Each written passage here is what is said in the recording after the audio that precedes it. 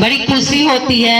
जो बहन अगर नहीं आती है और चर्चा में अगर दिखते हैं तो बड़ा खुशी होता है कि चलो महादेव के चर्चा में मानने से दीदी अगर हम मान के घर में बैठे हुए हैं तो उससे कोई कुछ भी नहीं मिलेगा, कुछ हासिल नहीं होगा। अगर हम निकलेंगे घर से तभी तो सुनेंगे, दो लोगों से मिलेंगे, तभी तो समझ में आएगा कि ये गुरु कैसे गुरु है। और सच में ये गुरु कमाल के हैं। अगर हमको किसी लोगों को बता रहे हैं, वो अगर मेरी बातों से जुड़ रहा है तो ये बड़ी खुशी होती है। तो ये खुशी सबको मिलना चाहिए। अगर हम मान लिए हैं तो शिष्य बनेंगे कैसे? जब तक हम दूसरे को शिष्य बनाएंगे नहीं। और कहते हैं कि अगर फुर्सत नहीं है तो आप किनके लिए कह रहे हैं कि फुर्सत नहीं है, ये भी विचार करके बोलिए। क्योंकि हम आदमी के लिए इतना काम कर रहे हैं, जो जगत में है, नश्वर में है, तो उसके लिए इतना काम कर रहे हैं। तो जो शाश्वत है, जो हमारे गुरु है, साक्षात है, शिव है, सत्यम शिवम सुंदरम है, उनके लिए हमारे पास अगर टाइम नहीं है तो फिर हमारा आना धरती पे व्यर्थ होगा।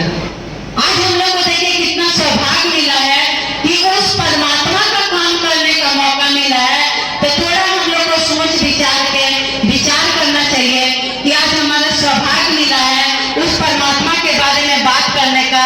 और इसको अगर हम व्यर्थ गवा देंगे तो कितना दुर्भाग्य की बात है। और किसके लिए कह रहे हैं कि फुर्सत नहीं है, ये भी विचार करिए। और जिनको कह रहे हैं कि आपके पास फुर्सत बहुत है और आप इधर उधर जाते हैं, मेरे पास फुर्सत नहीं है, तो आप विचार करके बोलिए। अगर जो जा रहा है महादेव की बात करने के लिए, उसी का जीवन सार्थक है। और जो घर में रहकर व्यर्थ में अपना जीवन बोल रहे हैं कि हम बहुत काम कर रहे हैं, तो वो निरर्थक हुआ। ये काम की बात नहीं है। इस बात पर भी विचार करिए। एक दिन हम दुनिया से चले जाएंगे, क्या लेके आए हैं और क्या लेके जाएंगे।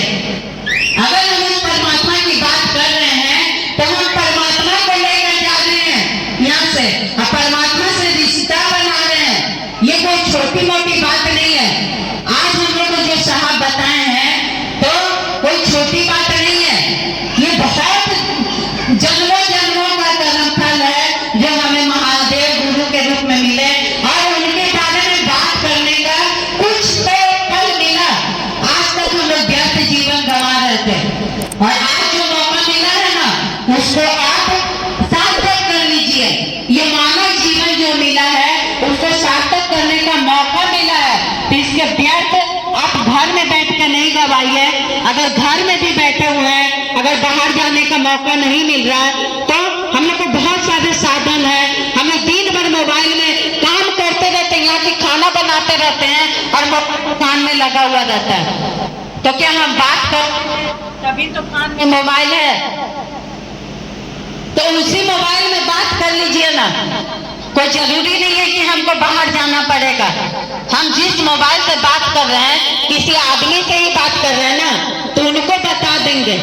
तो बहुत सारा बात हम लोग कर लेते हैं, 1-1 घंटा बात करते रहते हैं। अगर एक महादेव की बात करेंगे तो वो काम का बात हुआ, निरर्थक नहीं जाएगा। अगर महादेव की बात करेंगे तो वो निरर्थक कभी नहीं जाता है, वही सार्थक होगा। और जितनी भी बातें करते हैं वो सब निरर्थक है। अभी जिज्ञासा भी सुने हैं कि शिव की शिष्यता एक चलता फिरता मंदिर है। इस बात पर विचार करिए, कितना सुंदर ये जिज्ञासा है, इस पर विचार करिए। मंदिर में हम लोग जाते हैं, आज तक जाते थे पूजा करने के लिए, क्योंकि वहाँ पर भगवान की स्थापना होती है, भगवान स्थापित रहते हैं। और शिव के शिष्य को चलता फिरता मंदिर कैसे कहते हैं? हम जहाँ भी जाते हैं शिव के शिष्य वहाँ महादेव की बात करते हैं, तो उसके अंदर शिव स्थापित हैं। तभी तो हम मन में शिव है, तभी तो हम मुंह से बोल पा रहे हैं, कुछ बोल पा रहे हैं। तो कैसे देखिए चलता फिरता मंदिर, हमें मंदिर जाने की जरूरत नहीं है।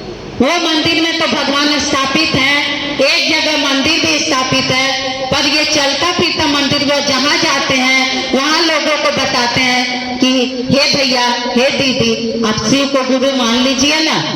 मेरे गुरु शिव हैं। क्या कहते हैं? मेरे गुरु शिव हैं। तो हम अपना समझते हैं, तभी तो अपने का काम करने के लिए बाहर निकलते हैं। आज मेरे गुरु शिव हैं, शिव की बात करने के लिए आज हम जगह जगह जा रहे हैं, लोगों को बता रहे हैं, उसके दिलों में शिव को स्थापित कर रहे हैं।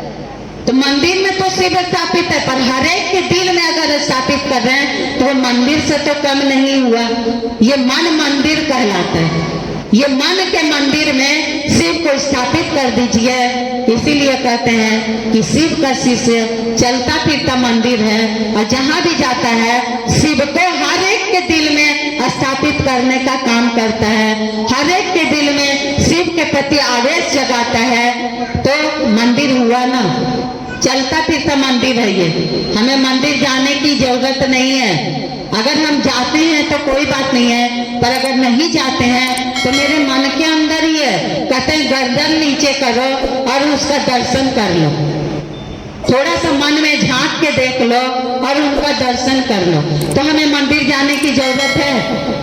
हर एक के दिल में शिव को स्थापित कर दो। सबसे बड़ा वही मंदिर हो गया।